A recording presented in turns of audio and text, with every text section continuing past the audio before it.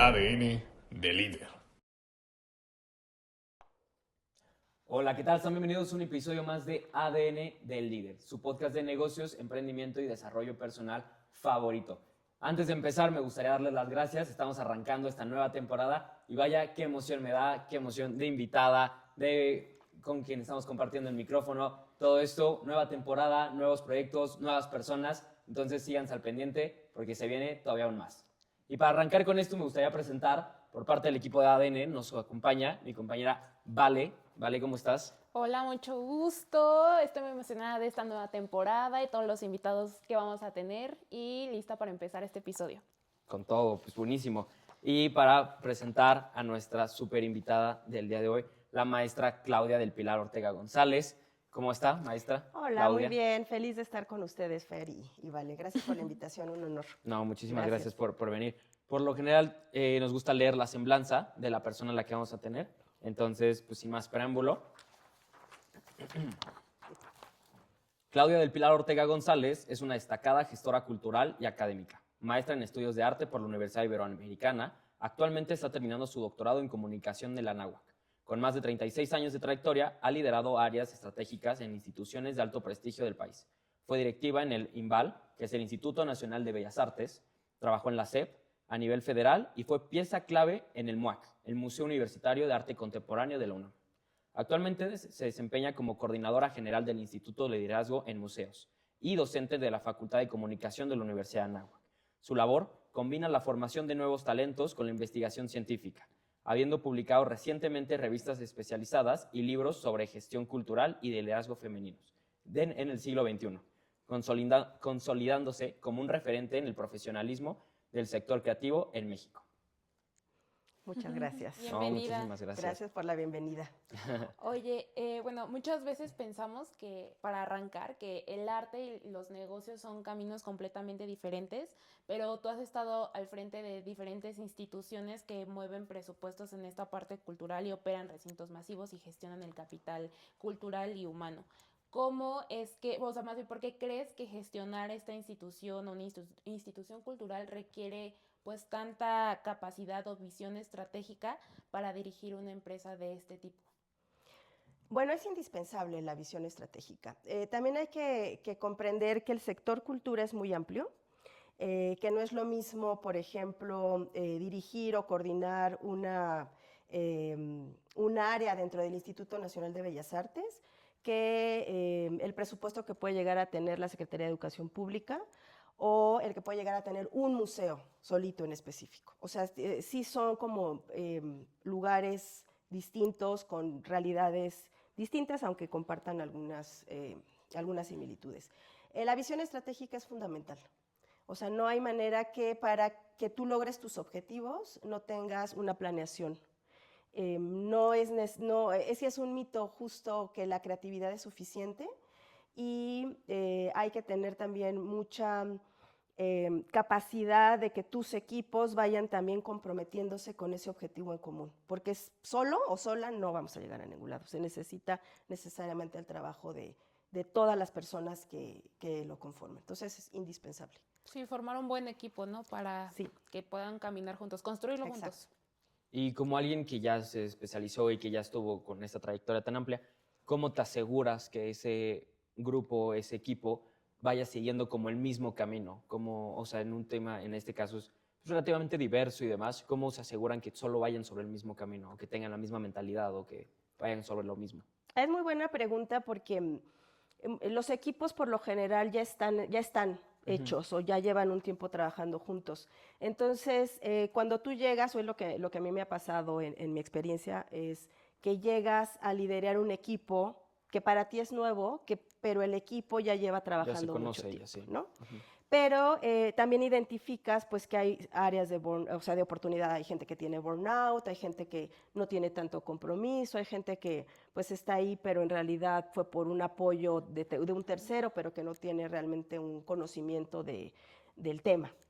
Entonces, lo primero que yo hacía y que pues si buscan en los libros ahí también hay una recomendación así, tienes que conocer a las personas. Entonces sí hay que invertir tiempo en reunirte con cada una de las personas, puede ser de manera individual, yo lo hago así, y después por áreas, para un poco también ver en dónde están, porque si no Ok. conoces a las personas, ¿cómo las puedes liderar? Claro. Una vez que conoces a las personas y que ya identificaste como varias áreas de oportunidad, porque sabes que las personas tienen un conocimiento muy, muy importante y muy poderoso que a veces no se escucha. Entonces, este burnout tiene mucho que ver con que te dicen, encuentras como comentarios de, ay, otra persona nueva, otra directora, otro director, pero ya es como para ellos, pues otro más de 10, 15, 20, y es como, a ver ahora con qué ocurrencia sale, o a ver Claro. ahora qué va a querer inventar el hilo negro. Entonces, escuchar y escuchar lo que sí saben las personas es fundamental, porque además les valida su experiencia. Entonces, así como que llegar y yo sé todo ustedes, no, eso no se hace. Ok. Entonces, conocer a las personas y de ahí vas trabajando, vas hilando fino en en que cada una de las personas que están ahí volvamos a conectar con el objetivo del proyecto, con el objetivo de la secretaría, con el objetivo del museo. Y ahí pues es un trabajo de constante, o sea, no es Sí. como que llegas un día y no, es un trabajo constante y pues así vas como reconectando y entonces vas involucrando a la gente. Cuando la gente se siente escuchada y se siente validada, ya tienes una actitud Sí, completamente sí, diferente. completamente. Definitivamente sí. Y justo ahorita que estás tocando eso, me engancho un poco con la dinámica hace rato de What If, pero pongamos en este contexto, ¿no? Que justo acabas de llegar, una nueva posición, pero tienen un proyecto que necesitan sacar rapidísimo.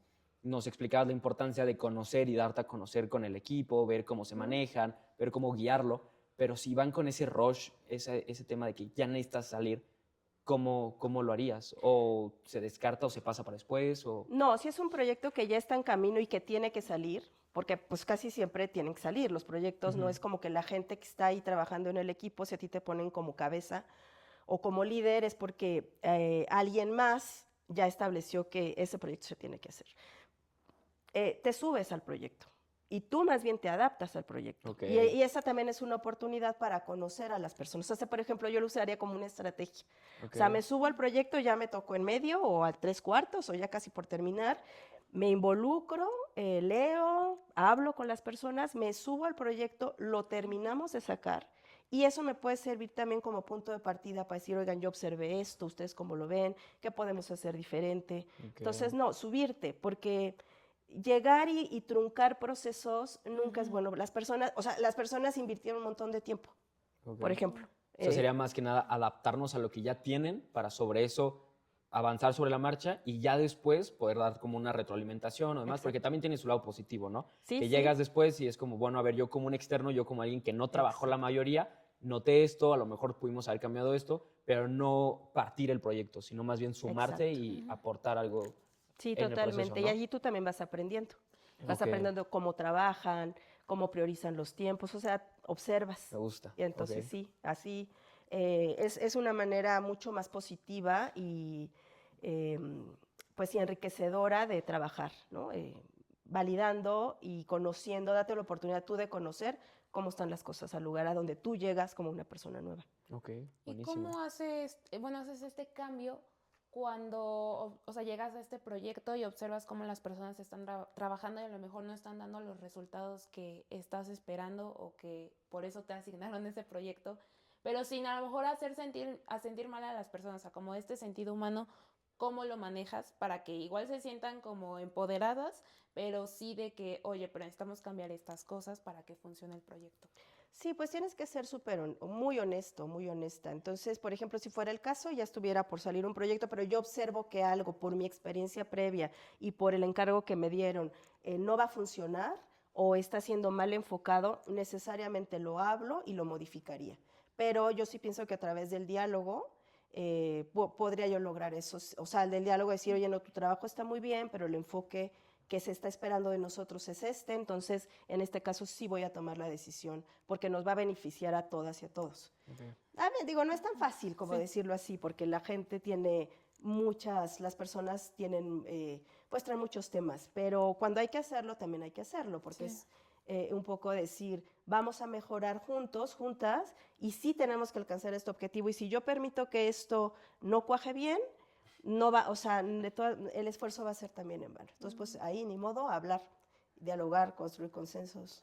Ok. Sí, ni modo. Sí, No, sería- no perderle el miedo a a Sí. mostrarte firme, ¿no? Porque también creo que es uno de los inconvenientes cuando alguien llega nuevo a un equipo, de que ay, Sí. no ¿Cómo quiero les llegar a digo? imponer o no quiero Sí. decir esto o algo así, ¿no? Sí, Pero en es esos muy casos, sí. importante, tienes que ser firme y mostrar que esa firmeza no tiene que ver con autoritarismo, ni tiene que ver con Ok. no validar el trabajo, sino que tiene que ver con una conciencia del objetivo, las metas y el valor de aquel proyecto que vas a sacar. Ok, me gusta. Tiene que ver con Y eso. esto firmeza, o sea, ¿qué tiene que ver? O sea, como la forma en que dicen las cosas, el tono de voz, o sea, ¿cómo es? Porque lo he escuchado en Sí, muchos y claro. es como, ¿cómo es? Pues la firmeza es establecer límites.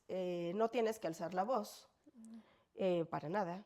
Simplemente decir, mira, dialogarlo y si en algún momento no hay consenso, pues sí decir, oye, desafortunadamente voy a tomar la decisión porque para eso estoy aquí, por eso tengo este encargo, te agradezco, pero voy a tomar la decisión y la tomo porque tengo las competencias y administrativamente la facultad para hacerlo. Ok. O sea, ahí pones como un límite, no tienes que gritar, no tienes que hablar fuerte. Pues hay de todo tipo de reacciones, pero pues hay que asumirlas, como dices, Fer, pues no hay que tener miedo, Claro. porque también, bueno, el miedo no es buen consejero de ningún líder ni de ninguna persona. Y si acaso las personas que trabajan contigo llegan a percibir que tuvieras miedo, pues estás digamos, autosaboteando el trabajo. Es horrible. Sí, he tenido algunas situaciones en las que, bueno, o sea, con la persona, la que en este caso nos va a guiar o nos va a acompañar o algo así, como que se les nota que es la primera vez, tienen miedo, están tartamudeando, no saben por dónde abordar, como que quieren quedar bien con todo el mundo y así. Exacto.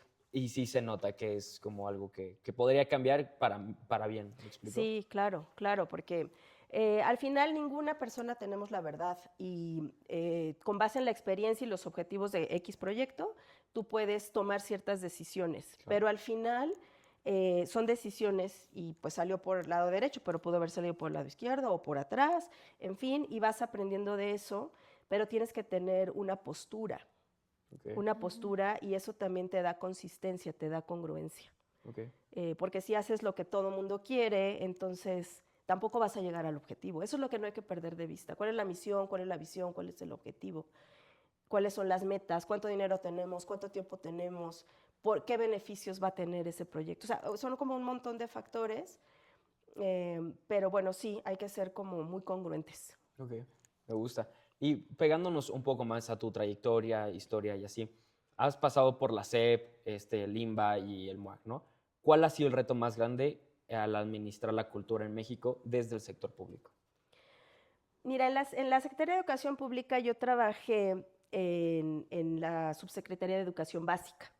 Entonces, digamos que este sector es más bien el sector educación, no tanto el sector cultura, en grandes rasgos. Sin embargo, mi trabajo, yo participé en dos momentos diferentes ahí, en dos reformas. Primero en la reforma integral de la educación secundaria, y ahí me tocó ser subdirectora de artes. Entonces, lo que me tocó hacer es liderar un equipo y diseñar los nuevos planes y programas de estudio para secundaria sobre artes, que de hecho cuando yo llegué se llamaba educación artística. Y entonces a partir pues, de una serie de lecturas y reflexiones con el equipo y demás, pues llegamos a la conclusión de que la materia, la asignatura no debe llamarse educación artística, porque, por ejemplo, cuando nosotros vamos a la escuela no nos enseñan educación matemática, nos enseñan matemáticas. Entonces, lo que una persona tiene que aprender en la educación básica es artes. Sí. Artes. Ok, así. Como Ya. matemáticas, Sí. como física, como no educación. O sea, bueno, ahí hay toda una discusión teórica. Pero, entonces, viéndolo como el impulso de la cultura desde la educación, mis retos más importantes creo que han sido esos dos encargos. En la Reforma Integral de la Educación Secundaria, que se publicó en el 2006, en donde colaboré para hacer los nuevos planes y programas de estudio de la asignatura de artes. Y después me volvieron a invitar, tuve ese privilegio en el 2016 a participar en la reforma de la educación básica. Y ahí fui invitada como directora general adjunta de desarrollo curricular. Definitivamente esas dos experiencias, porque en la Secretaría de Educación Pública, para sacar esos planes y programas de estudio, investigamos un montón, visitamos el campo, fuimos a varias entidades, conocimos en directo cómo trabaja un profesor multigrado, cómo trabaja una maestra en una secundaria técnica, o sea, la realidad de la educación en el país. Y eso, perdón, pero ese objetivo, ¿con qué fue? ¿Con poder conocer para saber qué ofrecer? Claro, O... porque mira, en el diseño curricular, o sea, imagínate que la SEP o en esta subdirección general lo que se hace es diseñar los planes y programas de estudio, es decir, dar las directrices para todo el país de qué tiene que saber una persona que desde que entra a preescolar hasta que sale en la secundaria. Okay. Entonces, eso es muy importante, es muy delicado y es muy valioso. Entonces, el diseño curricular tiene que ver con cuál es la mejor pedagogía, pero también dónde están los maestros, pero también de dónde partimos. Sí. O sea, cuál es la realidad. Si tú no vas y visitas las escuelas, observas, hicimos investigación cualitativa, hicimos investigación cuantitativa, se invitaron a muchos expertos. Entonces, si no tienes esta parte y yo digo, ay, no, bueno, o sea, vamos a partir de trabajar una perspectiva filosófica de las artes, pero no ves quién es tu maestro y tu maestra y qué sabe de artes y qué está enseñando, pues No eso lo va a va a- quedar escrito, pero en realidad no va a tener ningún impacto. Okay. Entonces, en la medida en que dices, ah, bueno, es que las y los maestros necesitan primero conocer bien cómo se suma, cómo se multiplica, cómo se hacen ecuaciones, tienen que conocer bien qué componentes tienen las artes, desarrollo de la sensibilidad, percepción y creatividad, pero desde el teatro cómo se aborda, desde la danza cómo se aborda, desde las artes visuales. Entonces vas tejiendo ahí ya más. Sí, sobre todo creo que se nota un poco más complejo. Ay, perdón, vale, creo que te interrumpí. No, Pero adelante. creo que se nota un poco más complejo porque, como bien lo estás diciendo, o sea, es de muchas cosas, no es como una sola asignatura que a lo mejor en algún momento pasa a verse o se llega a interpretar como, pues no sé, como que puro contenido, pero por arribita, ¿no? Pero en Exacto. realidad tiene mucho que ofrecer y es un mundo muy amplio del cual se puede exprimir bastante, ¿no? Sobre Sí. todo, como dices, para hacer un plan de estudios o para ver cómo se les puede enseñar y todo eso, creo que es algo muy, muy valioso. Sí, justo nos enfrentamos desde el 2006, desde el 2000, porque empezamos a trabajar en el año 2000 esto de artes en la educación básica, pues con que el espacio de las artes no son manualidades, el espacio de las artes no son solo el espacio para preparar el bailable del Día de las Madres. Claro. No, hay mucho ahí que no se está enseñando y es un derecho de las y los niños en México que puedan tener el mejor conocimiento de las artes, supuesto. porque es un derecho, como Sí. matemáticas, como la lengua. Sí, como- darle la importancia que se merece y darle su lugar como lo merece, ¿no? Exacto. Y por ejemplo, creo que en el entorno bueno, uno fijarse como en el entorno de las escuelas, ¿no? Y más que esa educación pública, que sí hay una diferencia muy marcada, al menos aquí en México, entre educación Sí. pública y educación privada, y cómo adaptas el arte, que aparte aquí el arte está visto como que solo para la alta clase o la Exacto. media en adelante, ¿no? Y que casi siempre, pues la clase baja no tiene acceso a eso, o sea, ¿cómo hacían esa adaptación de todos estos conocimientos que tenían que tener y que también tuvieran los espacios, ¿no? Porque no todas las escuelas tienen un templete, pues bien adecuado, ¿no? Muchos bailan en cemento, que a lo mejor no es el piso adecuado, Sí, no sí. tienen los materiales y ni los recursos suficientes. Entonces, ¿cómo fue la parte de adaptar todo lo que querían abarcar cultural y artísticamente hablando? ¿Cómo lo podían ofrecer? O sea, también cubriendo las necesidades y atendiendo según los recursos que pues les provee, ¿no? O sea, el mismo gobierno. Mira, en el 2006, te voy a hablar específicamente de los programas de artes que hicimos para 2006 en la Reforma Integral de la Educación Secundaria. Tienes que partir de la realidad. Entonces tienes que decir, bueno, hay escuelas que tienen teatro, que tienen templete, pero hay escuelas que no tienen nada. Hay escuelas que tienen un espacio donde hay pintura, hay caballetes, hay otros donde no lo hay. Hay escuelas que tienen instrumentos musicales y maestros y maestras expertas en música, otras no. Entonces, lo que decidimos hacer es desarrollar los 4 planes, es decir, el de teatro, música, artes visuales y danza. Y la idea es que la escuela escogiera aquel que se adaptaba a sus necesidades y también a su experiencia. A lo mejor porque la riqueza, mucha de la riqueza de México, pero que es un reto, es que somos bien diversos. Y las escuelas públicas también son muy diversas. Pero además en cada entidad, digo, eso lo pueden ver en las estadísticas de INEGI, CONAPO, en fin. Por ejemplo, de la zona centro hacia el norte, la educación tiene un mejor nivel. De la zona centro hacia el sur, la educación tiene un nivel más bajo. Entonces también hay que tomar en cuenta todo. todos los aspectos. Es un reto complejísimo. O sea, además de que cada escuela podía decidir, a lo mejor tener un maestro de teatro, pero no un maestro de música. Entonces, pues, que dieran teatro. Es desarrollar a la par muchos materiales, muchos videos, muchos materiales, muchos recursos para las y los maestros. Como para cubrir esa parte, Sí, ok. exacto. Pues sí, para un poco decirles, bueno, el enfoque de los planes y programas son estos, no se trata de no hacer lo que ya están haciendo, se trata de enriquecer lo que ya están Claro. haciendo con nuevos conocimientos, a lo mejor con perspectivas que no habían visto, se trata de diseñar experiencias para las y los estudiantes con un sentido más allá del bailable, porque el bailable sí nos sirve, porque estás desarrollando, por ejemplo, si estás poniendo una danza de Veracruz en el bailable, estás desarrollando motricidad, ritmo, estás desarrollando conocimiento de tu cuerpo, manejo del espacio, o sea, estás trabajando un montón de habilidades, pero si tú no haces que el estudiante se dé cuenta que está haciendo eso, entonces pues pasan a como, ay, me gustó mucho bailar Veracruz, pero entonces además contextualizas, oye, esta danza específica en Veracruz o este baile, tiene toda esta riqueza, tiene toda esta historia, tiene estas anécdotas, bueno, es de la costa o es de la o sea, vas trabajando más la contextualización, se va enriqueciendo mucho más. Si les pones un video de una compañía profesional que está bailando esa danza, pues puedes decir, mira el orgullo con el que los veracruzanos se plantan, en fin. O sea, hay una serie de cosas para que se pueden trabajar recursos didácticos, que se pueden trabajar para que las y los niños, las y los jóvenes puedan reflexionar y llegar a decir, mira, yo aprendí esto de Veracruz y entonces yo soy de Chihuahua, pero aprendí esto de Veracruz o de los que somos del centro, ¿no? Y entonces ahora tengo un conocimiento mucho más profundo de lo que es mi país. A través de bailar. Sí. Pero tienes que hacer le llamamos metacognición, o sea, propiciar O sea, al dejarle en claro el propósito y con el fin con el que estás haciendo y todas las cosas que involucran hacerlo para darles a entender, pues no solo que es bailar, ¿no? En este caso. De pasar de ser algo superficial, o sea, que no es superficial, pero que pase a ser algo más profundo. Que tenga un valor. ¿No? Sí, exactamente. Muy padre. Y bueno, tomando en cuenta que has trabajado en la ONU y en la UNESCO, ¿qué es lo que consideras que nos falta aprender en México sobre cómo gestionar museos comparado con otros países? Sabemos que México es muy rico en esa parte de museos, ¿no? Pero, sí, México tiene, creo que un poco, hasta hace unos años, un poquito más de museos que Francia, pero ahí se van, ¿no? O sea, México tiene más de 1000 museos. También, muchísimos. Sí, muchísimos museos.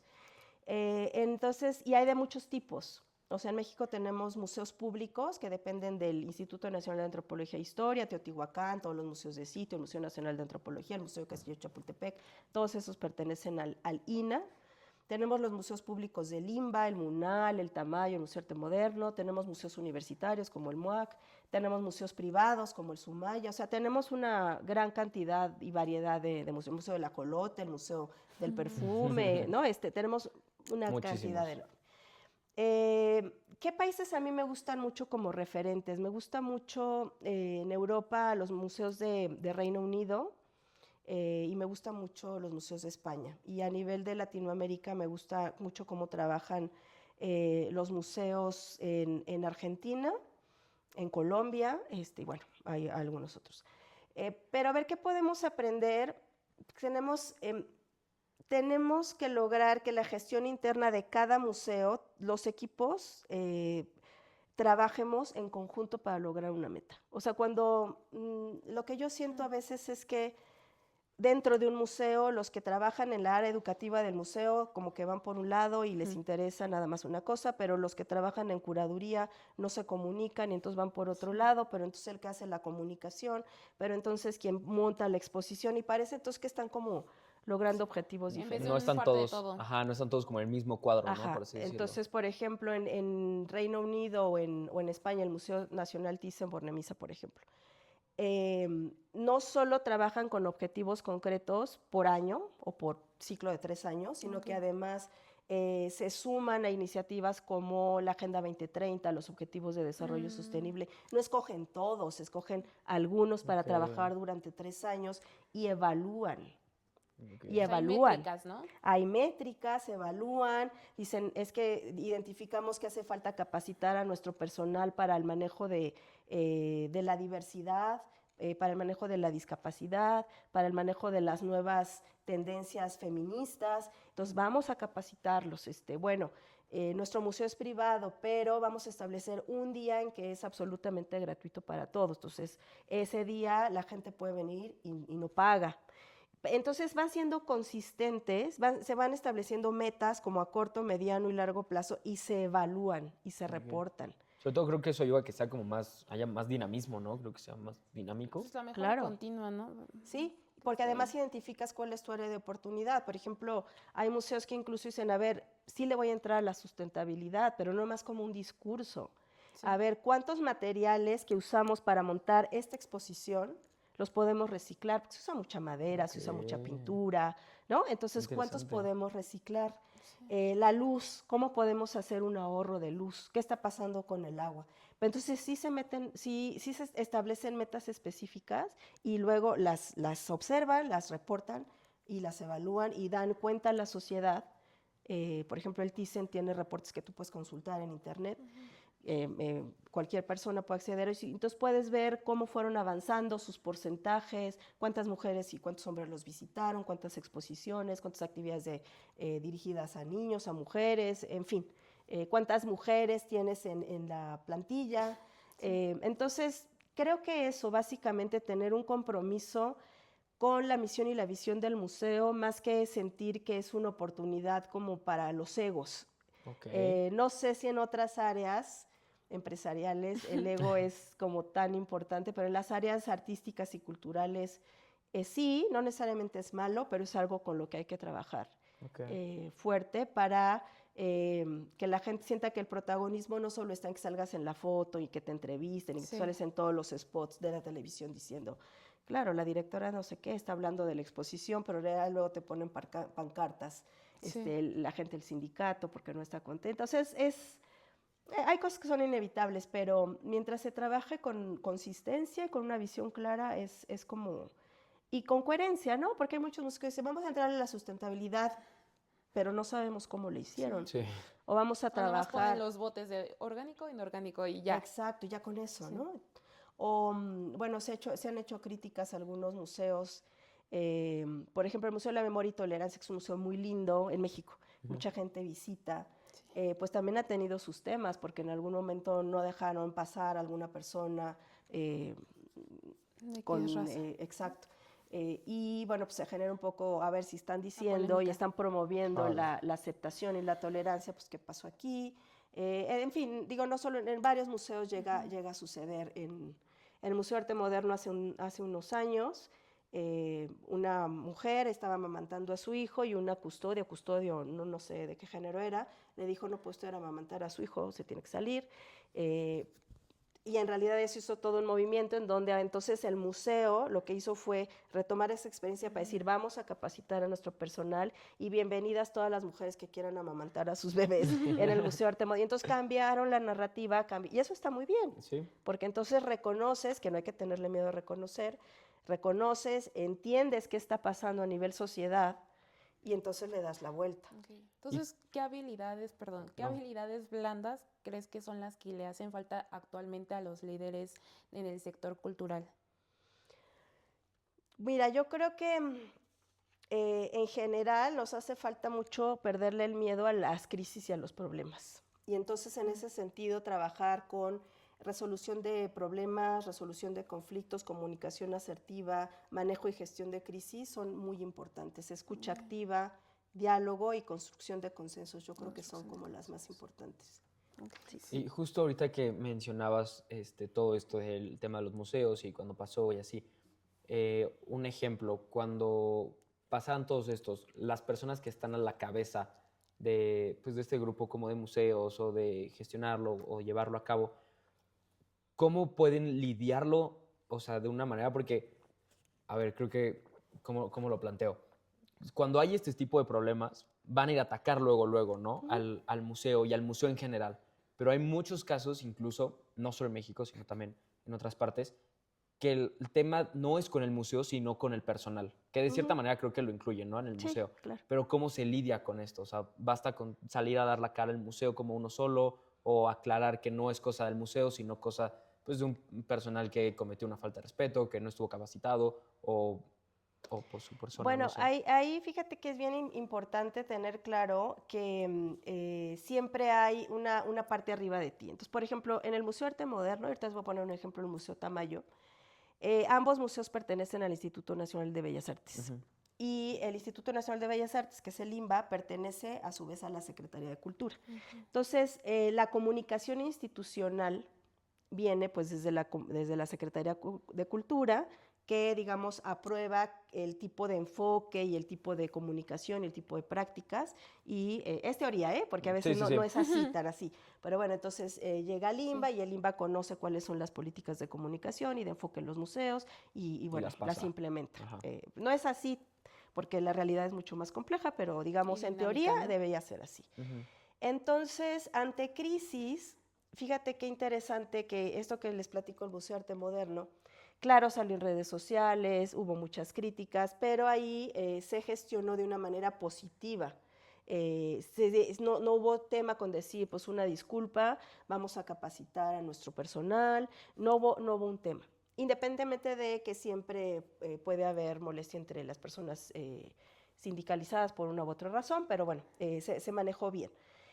Y hubo otra experiencia también en donde en el Museo de Arte Tamayo, que también es de Limba, se hizo un performance con unos perritos vivos. No sé si supieron. No. O sea, era un Recuerdo. performance de un artista X, había unas alfombras y había perritos vivos y los perritos tenían como que la indicación de hacerse los muertos. Entonces se Sí, vi generó, fotos. la gente que estuvo allí en la experiencia, en el performance, empezó a atacar mucho al museo porque decían que era maltrato animal, o sea, en fin. Entonces, de ahí la comunicación que salió como de Secretaría de Cultura, en mi humilde opinión, no fue la mejor. Como que pareciera por lo que salía que no estaban empatados. Ok. La Secretaría de Fusionados. Cultura Que unos con el decían una INBA. cosa, otros Unos decían una ok. cosa, otros decían otra, la directora del museo decía otra, y entonces al final lo resolvieron como, lo citaron, de hecho hay un área en la Ciudad de México que se encarga como, que, a la que le tienes que pedir permiso si vas a usar algún tipo de vida animal en la Ok. experiencia, entonces esa área la citó y bueno, pues el personal del museo entendió que desconocían esta parte Ok. de que hay ciertas, así como no puedes cortar un árbol sin avisarle a nadie, o sea, Ujú. tienes que avisar, pues así tienes que avisar si vas a tener seres vivos Sí. de que no son humanos. Y bueno, fue como otra forma de gestionar. Y es la misma institución y es ¿no? Sí. Sí. Entonces, ahí sí pienso que siempre lo mejor, y eso lo aprendí con un experto en gestión de crisis, es ante una crisis no debes perder la calma Claro. y no debes dejarte de llevar, porque las redes sociales dicen muchas cosas e importan mucho, pero no debes dejarte llevar, cabeza fría, dar un paso atrás, observar la situación y qué es lo mejor en función de la misión, visión y lo que busca la institución y lo que busca, en fin, qué es lo mejor para decir. Sí, apegarte a la esencia, ¿no? De las cosas para Apagarte a la no esencia. perder el camino. Exactamente. Reconocer que te equivocaste públicamente, la verdad es que no pasa nada. Y sacar de esa experiencia algo positivo. Sí. Entonces, bueno, digo, es un ejemplo de muchos ejemplos. Pero creo que el manejo de crisis, el manejo de sobre todo las redes sociales, que es un lenguaje tan nuevo para personas de otra generación, de otras generaciones, da un poco de miedo.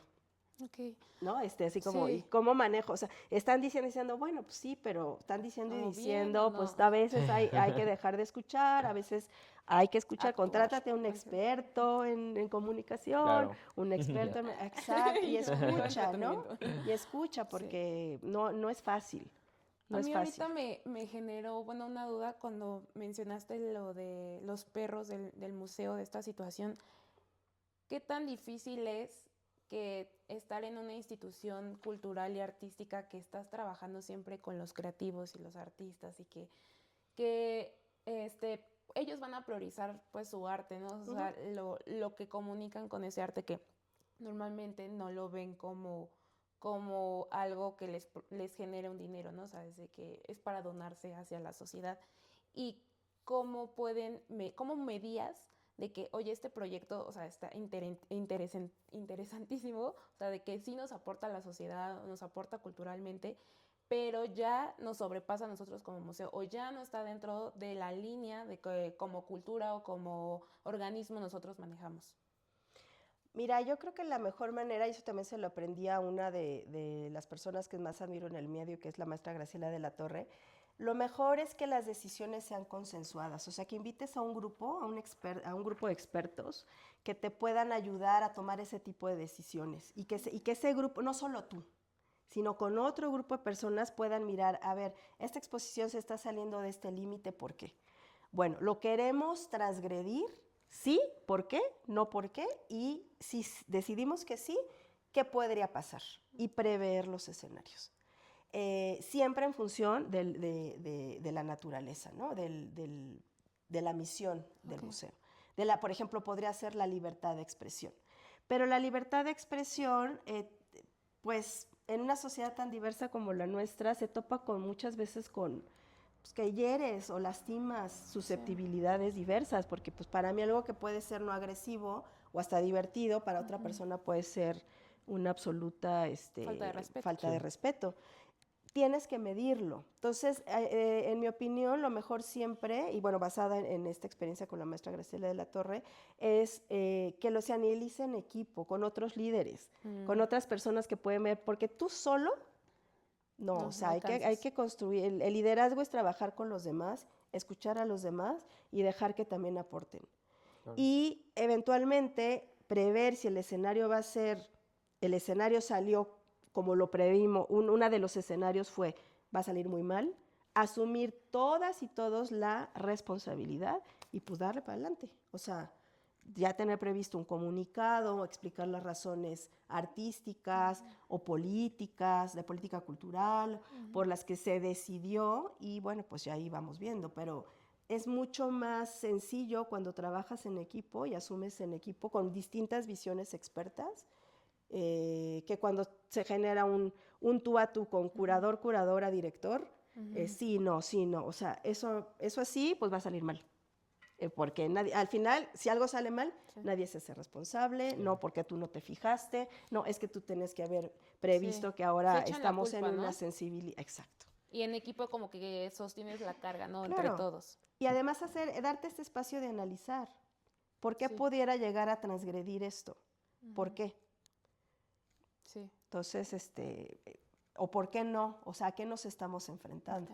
Entonces, darte ese espacio, a veces como hay como tanto trabajo y todo urge, pero yo creo que eso es esencial, y si no lo haces, pues después se vuelve más complicado.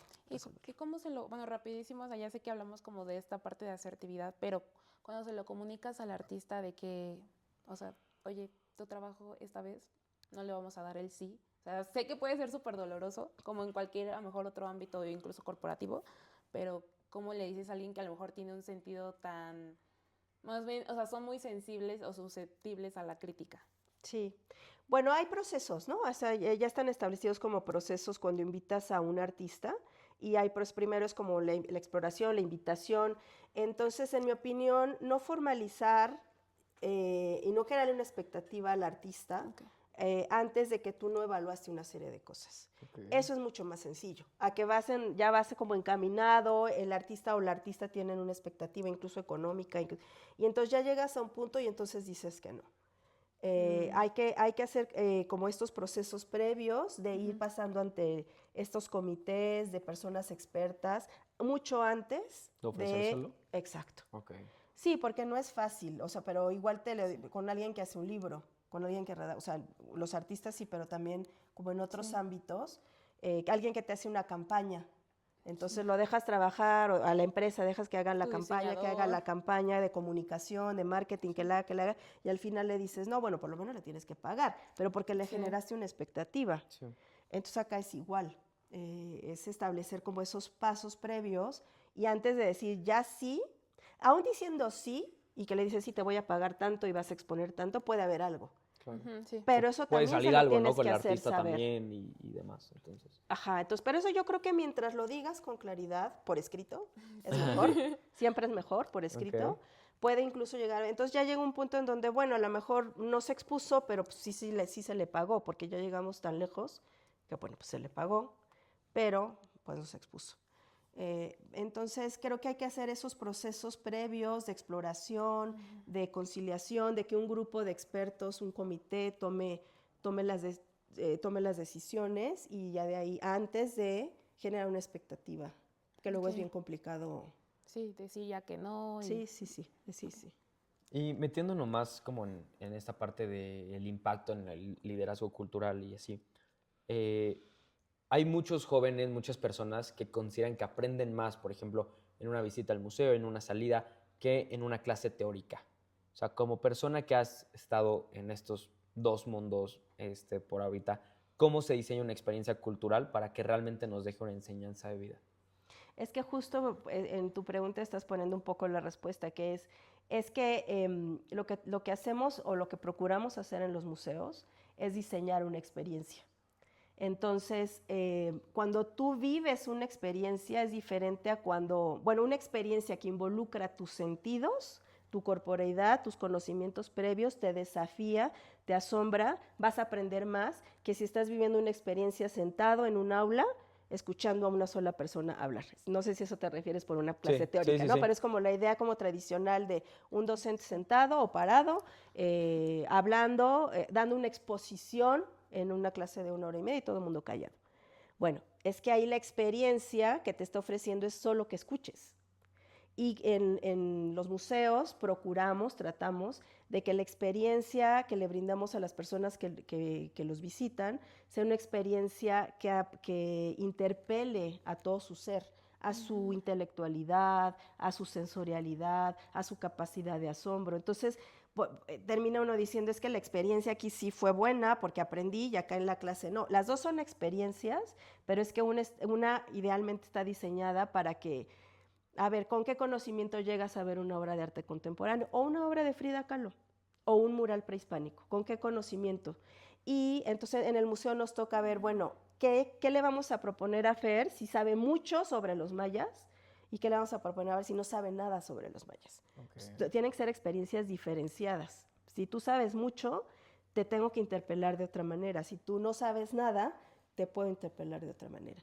En el mejor de los casos, la gente, las personas, cuando vamos a un museo y tenemos una muy buena experiencia, pues te enamoras del arte o te enamoras de la historia o te enamoras de la ciencia porque tuviste una experiencia de, ay, mira el color, o sea, esto era el color y si lo mezclas, pero entonces tú ya lo mezclaste, ya mezclaste tu amarillo con tu rojo, con tu azul, y ya tuviste la experiencia de los primarios con los complementarios, secundarios y los complementarios, que si te lo dicen teóricamente, mire, si usted tiene el amarillo y el cian y el magenta y usted mezcla, sí, pues nada más estás escuchando. Como de, okay. Ajá, entonces en cuanto te cuentan una historia, ¿no? El famoso storytelling, que es un poco lo que se hacen en las visitas o en los recorridos, pues te van contando anécdotas de cómo que los mayas y que la astronomía y que la observación de la luna y que la acústica, y entonces vas como imaginándote cómo pudo haber sido ese momento en la historia, te vas imaginando y lo vas viviendo y vas caminando por los espacios, es como justo te interpela como en un sentido más integral, quizá por eso a veces uno sale más emocionado de una visita a un museo que de una clase teórica. Sí. Y como profesor, ¿cómo pueden implementar a lo mejor que tengan un poco de eso? O sea, porque justo en una clase teórica que se puede digerir más en un museo o en un salón de clases, ¿cómo lo pueden implementar directamente en un salón de clases para una clase que a lo mejor es pesada, pero que tiene mucho que aportar? ¿Cómo se podría hacer? Pues, digamos, desde el punto de vista de la educación, ya ahora sí que desde María Montessori hasta las pedagogías actuales contemporáneas, hay muchas formas de generar experiencias de aprendizaje. Si quieres que tus estudiantes aprendan cosas o desarrollen habilidades o tengan actitudes específicas. Entonces hay muchas metodologías, pero básicamente tienes que conocer igual a tus estudiantes, dominar muy bien lo que tú vas a enseñar y de ahí ver cuánto tiempo tienes, cuál es el nivel, si es licenciatura o si es maestría o si es media superior, y de ahí entonces pues vas diseñando experiencias de aprendizaje que tienen que ver con alcanzar los objetivos, pero a lo mejor pones a hacer, a lo mejor mandas a visitas, a que conozcan un museo, a lo mejor pides que entrevisten a otras personas que saben más. Es un poco como darle la vuelta a la pasividad con la que a veces nos sentamos a pues, pretender escuchar y aprender algo, pero digamos, escuchando puedes aprender cosas, pero no es la única manera ni la más efectiva. Entonces pueden implementar con un montón de teóricos que han dado muchas ideas, pero por ejemplo el constructivismo, que lo que propone es partir de lo que tú ya sabes. Tú ya sabes mucho de los mayas, vamos a partir de ahí. Tú no sabes nada de los mayas, vamos a partir de ahí. Y sí se puede, o sea, es un reto para un docente, porque en un mismo grupo, aunque le sea la misma materia, puedes tener gente que sabe mucho y gente que no sabe. Y gente que aprende de una manera y gente que aprende de otra, hay gente que aprende auditivamente, hay gente que aprende más a través de ver, hay gente que aprende más a través del hacer. Entonces, pues un poco tienes que ir ahí mediando y conociendo a tus estudiantes. Pero bueno, sí, es muy posible. Okay. ¿Y cuál ha sido la satisfacción más grande que te ha dado trabajar en el sector cultural y artístico? Ay, pues bueno, sigue siendo una satisfacción muy grande pensar que he aportado un granito de arena para que las artes y la cultura sean más accesibles a un mayor número de personas en condiciones de igualdad.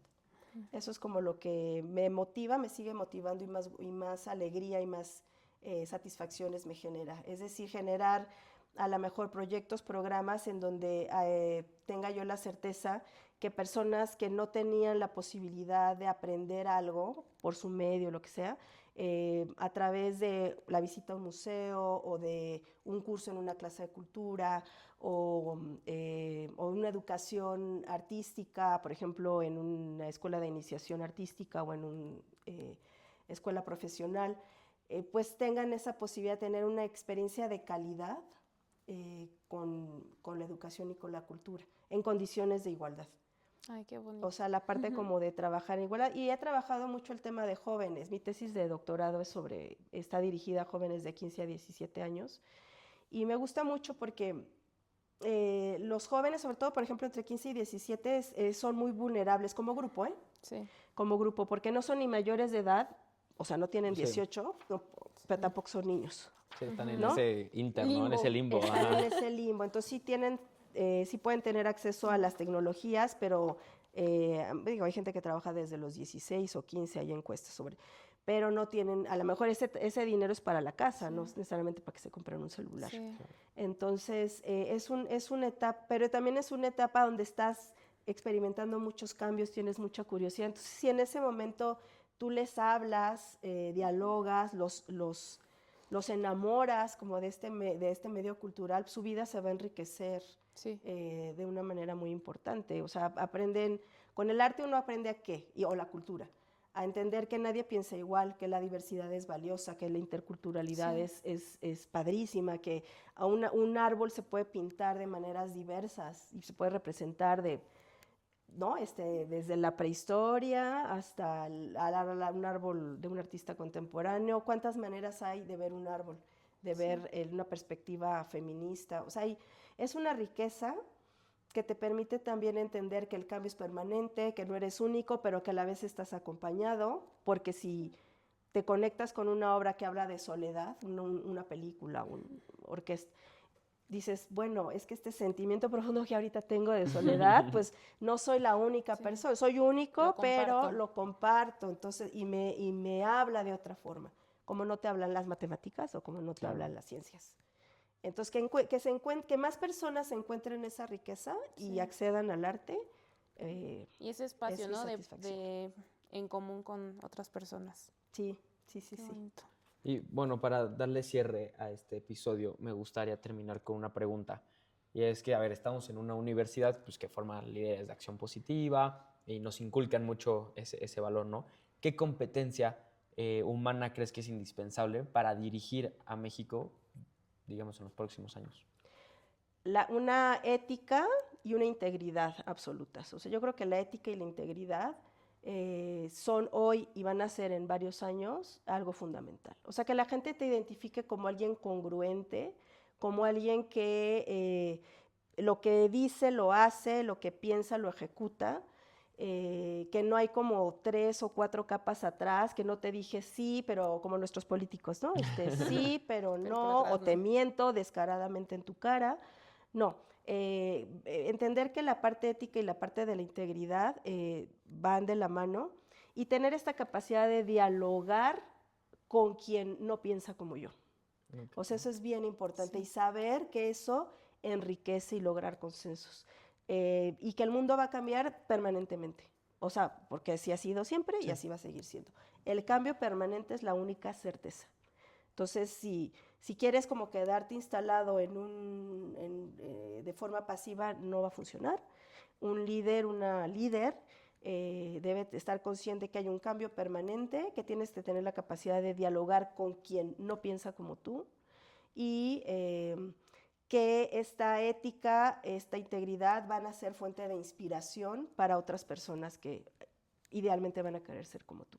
Ok, Yo me pienso gusta. que eso. Buenísimo. Sí. Pues muchísimas gracias, maestra Claudia. No, gracias a Muchísimas gracias por ustedes. haber Gracias. compartido pues, micrófonos con nosotros, por habernos pues, sí, llenado de conocimientos. La verdad es que siempre nos pasa, cada invitado que tenemos siempre nos abre los ojos a un mundo que desconocíamos o que a lo mejor conocíamos por encimita, pero pues hasta ahí. Entonces, le agradezco, te agradezco. Ay, gracias. Muchísimas gracias, muchas Gracias gracias. a ti. Y pues nada, no sé si quieras continuar tú, decir algo Bueno, a más. mí solamente me gustaría agregar como que en lo último que dijo la maestra Claudia, que o sea, esta parte de aprender que a lo mejor no somos, como que tenemos la verdad única y creo que el arte, o sea, como que un aprendizaje del arte o de la educación artística y creativa es que creo que te abre la mente, o sea, que Totalmente. así como el arte que yo produzco y el arte que produce Fer pueden ser completamente diferentes, pero pueden ser igual de valiosos. Creo que eso se aplica como que a cualquier ámbito de la vida. Sí. Y pues eso fue todo. Estoy muy agradecida de haberte tenido Ay, aquí. gracias. Sí, Muchas gracias a ti. muchas Iván. gracias. Y pues nada, esto es Gracias, una Fer. prueba de cómo lidiar también pues, con la cultura y con todas estas competencias que nos rodean en nuestro entorno, en nuestro día a día, ¿no? Y pues Muchas nada, gracias. sin más que agregar, le agradezco nuevamente. Gracias a Y ustedes. no olviden escucharnos, estamos arrancando pues nueva temporada, se vienen todavía más cosas, entonces pues seguirnos en nuestras redes sociales, YouTube, Instagram, TikTok, en todos nos encuentran como ADN de Líder. Y pues nada, sin más que agregar, esto fue ADN ADN de de Líder. líder.